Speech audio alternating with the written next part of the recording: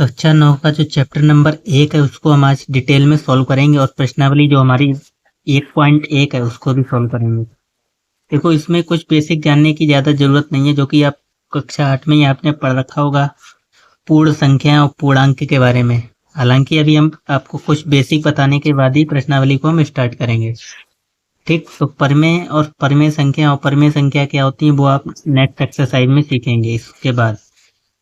ठीक, और यहाँ पे आपको परमेय संख्या ज्ञात भी करनी होगी। जैसे दो संख्या दे रखी होंगी, जैसे क्वेश्चन नंबर आपको सेकंड या थर्ड दे रखा है, कह रहा 3 और 4 के बीच 6 परमेय संख्या ज्ञात कीजिए।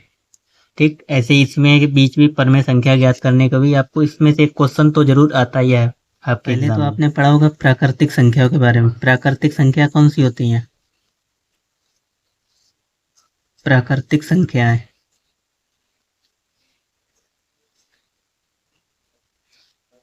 जिनको n से प्रदर्शित करते हैं, यानी नेचुरल नंबर, इसको n से डिनोट करते हैं। ठीक, प्राकृतिक संख्या आपके कौन सी होती है? जो 1 से प्रारंभ हो, यानी गिनती संख्या 1 2 3 ऐसी 4 5 6। ठीक, तो ये हमारी कौन सी प्राकृतिक संख्या है। ऐसे ही अगर आप इसमें एक 0 से शुरू करें तो वो हमारी कौन सी हो जाती हैं? पूर्ण संख्याएं। पूर्ण संख्याएं, और इसको भी आप किससे प्रदर्शित करते हैं? W से, यानी होल नंबर। पूर्ण संख्या क्या होता है? इसको W से प्रदर्शित करते हैं, इसको N से, इसको W से। पूर्ण संख्या है। पूर्ण संख्या कौन सी होती है? 0 1 2 3 4 5 ऐसे ही चलती जाएंगी। ठीक, तो प्राकृतिक संख्या है, पूर्ण संख्या है। फिर आता है पूर्णांक।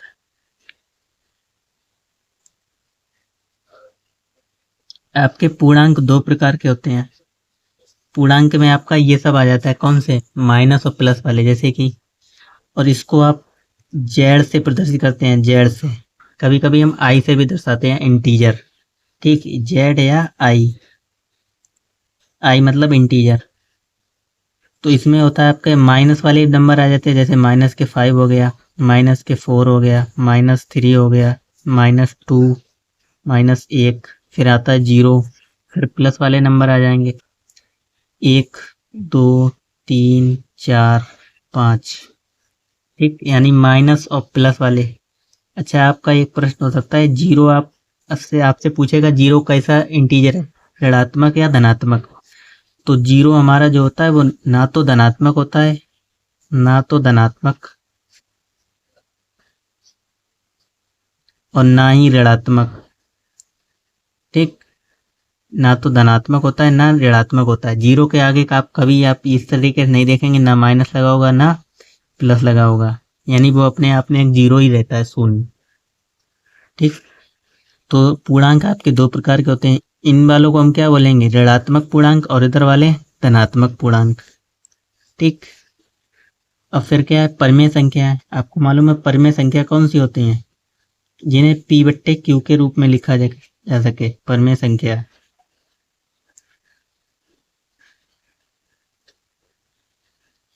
जैसे कि यहाँ पर लिखा है 3/4, तो ये हमारी कैसी है? परमेय संख्या। इसमें भी एक कंडीशन ये होती है, नीचे वाला क्या कहलाता है? हर कहलाता है, ऊपर वाला अंश कहलाता है।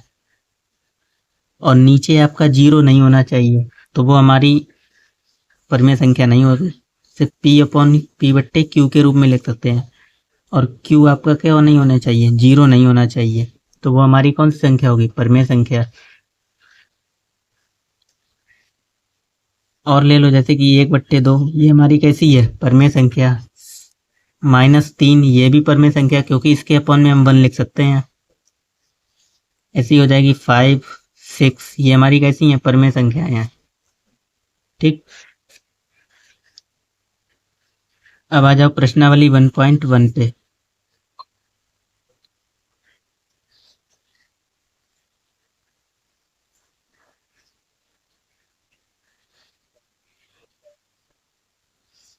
तो पहला क्वेश्चन कह रहा है, क्या शून्य एक परमेय संख्या है?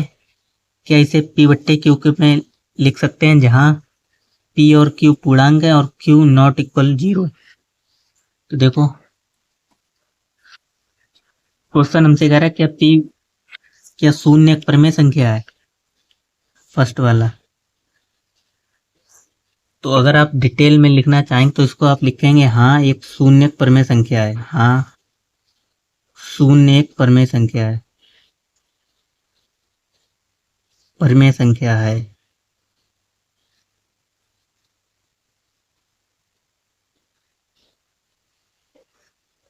क्यों है? क्योंकि हम शून्य के अपन में कुछ भी लिख सकते हैं, जैसे शून्य के लिखा है इसके अपन में लिख सकते हैं 1, ऐसे 0 के अपन में 2 भी लिख सकते हैं, 0 के अपन में कोई भी नंबर लिख सकते हैं, लेकिन हम 0 नहीं लिख सकते। तो अगर इसके अपन में 0 लिख देंगे तो वो हमारी परमेय संख्या बनेगी ही नहीं, क्योंकि हमारी कंडीशन क्या कहती है, नीचे वाला 0 नहीं होना चाहिए। और ये दो आपके ये दोनों क्या होंगे, पूर्णांक होते हैं। 0 भी आपका पूर्णांक है, 1 भी आपका पूर्णांक है। ऐसे ही आप देख सकते हो 0 अपॉन माइनस का 4 लिख सकते हो। ठीक, तो इसका हो जाएगा फर्स्ट वाला हाँ शून्य परमेय संख्या है। ठीक, दूसरा क्वेश्चन आपसे कह रहा है कि 3 और 4 के बीच 6 परमेय संख्या ज्ञात कीजिए। किसके बीच? 3 और 4 के बीच। तो आपको कितनी पूछी है? 6 पूछी गई हैं। कितनी? 6 परमेय संख्या है। तो आप क्या करेंगे, 6 पूछेंगे तो एक 6 में एक जोड़ेंगे, कितना हो जाएगा? 7। 7 हो जाएगा। अब इस 7 को आप हर बनाएंगे और ऊपर मल्टीप्लाई करेंगे। ऐसे जैसे इसमें 3 में मल्टीप्लाई करो, 3 सत्ते 21 और 7 को हर में लिखो। ऐसे ही इसको 4 से मल्टीप्लाई करो तो 28, 4 सत्ते 28 और हर को नीचे लिखो। अब इनके बीच आपको कितनी चाहिए परमेय संख्याएं? 6, 1 2 3 4 5 6। तो 21, 21 के बाद आप लिख सकते हैं 22/7, ऐसे ही 23/7, 24/7, 25/7, 26/7, कितनी हो गई? 27/7। अरे ठीक, इनके बीच की आपको चाहिए, ये दोनों नहीं होंगी। 1 2 3 4 5 6, 22 23 24 25 26 27 और एक 28, 28/7 कितनी चाहिए थी हमें? तो 3 और 3 6, यानी ये आपको इसके बीच की वाली देखनी है। ठीक, 21/7। तो ये वाली हो जाएंगे आपकी 6 परमेय संख्या। नेक्स्ट आ जाओ क्वेश्चन नंबर 3। कह रहा है 3/4 और 4/5, इनके बीच 5 परमेय संख्या पूछी गई है। तो 5 पूछी गई, कितनी पूछी गई है? 5। पहले 6 पूछे गए थे, तो 5 में आप 1 जोड़ेंगे, 5 + 1 और इसको हर बनाएंगे तो 6 हो गया। अब 6 को इस दोनों से मल्टीप्लाई करो, ऊपर भी नीचे भी, ऐसे इसको भी 6 को ऊपर नीचे, तो देखो क्या हो जाएगा।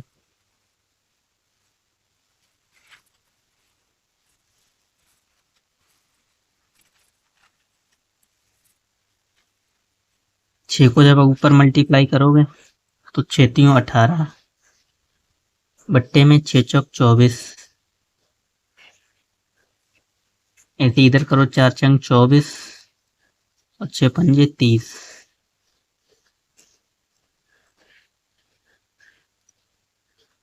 अच्छा, यहाँ पे भी 5 था इसके अपन में, 3/5 और 4/5 के बीच में पूछे गए थे, तो 5 × 30 यहाँ पे भी हो जाएगा। ठीक, अब आ जाओ, कितनी लिखनी थी हमें? 5 परमेय संख्याएं। तो 18/30, 18 के बाद क्या आ जाएगा? 5 लिखनी, 1 2 3 4 5, तो 18 के बाद 19/30, 20/30, 21/30, 22/30, 24/30, यानी हमें कितनी चाहिए थी?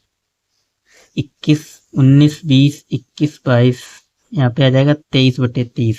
ठीक, 5 चाहिए थी, 3 और 2 5, तो 5 परमेय संख्या आपको ये हो जाएंगी।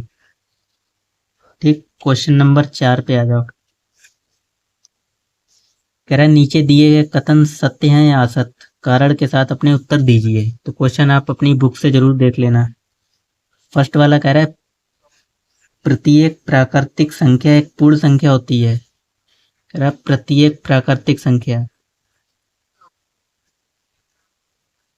एक पूर्ण संख्या होती है। तो पूर्ण संख्या का मतलब क्या होता है?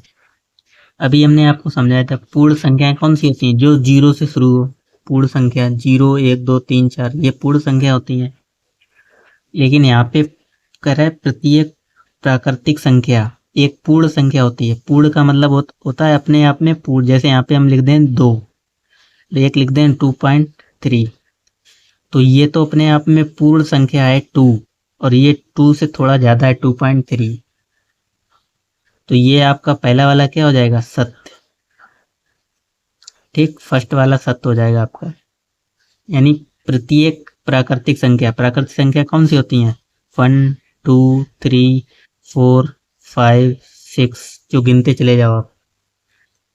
तो हर एक अपने आप में पूर्ण है। कोई यहाँ पे ऐसा तो नहीं है 2.3 आ रहा है, 3.6 आ रहा है, 5.1 आ रहा है, 6.01 आ रहा है, तो ये सभी अपने आप में पूर्ण है। तो प्रत्येक प्राकृतिक संख्या एक पूर्ण संख्या होती है। आपका ये हो जाएगा सत्य, फर्स्ट वाला। ठीक, सेकंड कह रहा है प्रत्येक पूर्णांक एक पूर्ण संख्या होती है। तो प्रत्येक पूर्णांक, अभी पूर्णांक हमने क्या लिखवाए थे आपको, ये पूर्णांक थे माइनस वाले और प्लस वाले। तो प्रत्येक पूर्णांक एक पूर्ण संख्या होती है, ये कह रहा है। आपको सत्य या असत्य बताना है।